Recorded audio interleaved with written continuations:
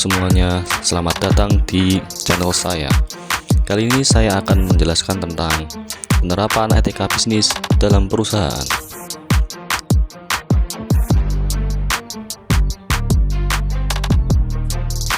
Penerapan etika bisnis dalam perusahaan.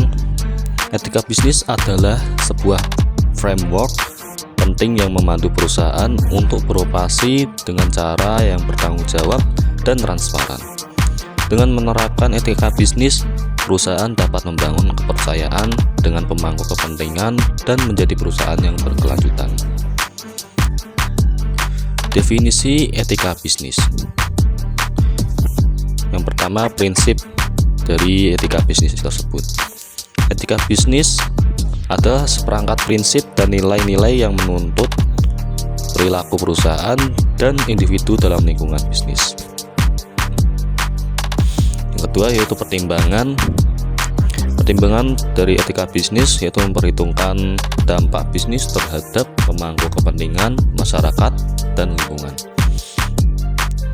Tanggung jawab. Etika bisnis mendorong perusahaan untuk bertanggung jawab atas tindakan dan keputusannya.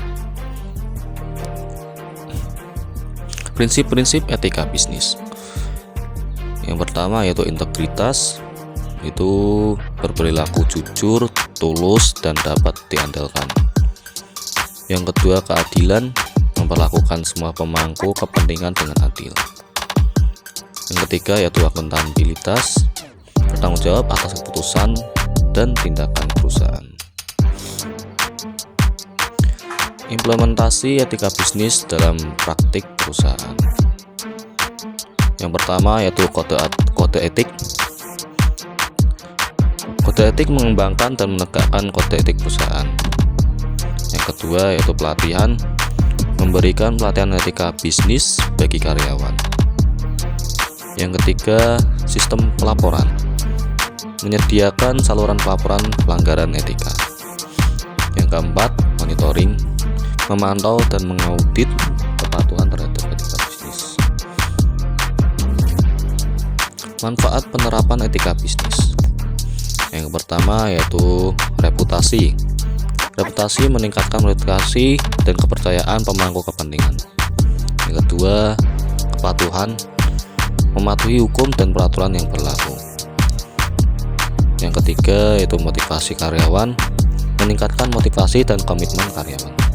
Yang keempat yaitu keberlanjutan, mendorong keberlanjutan jangka panjang perusahaan.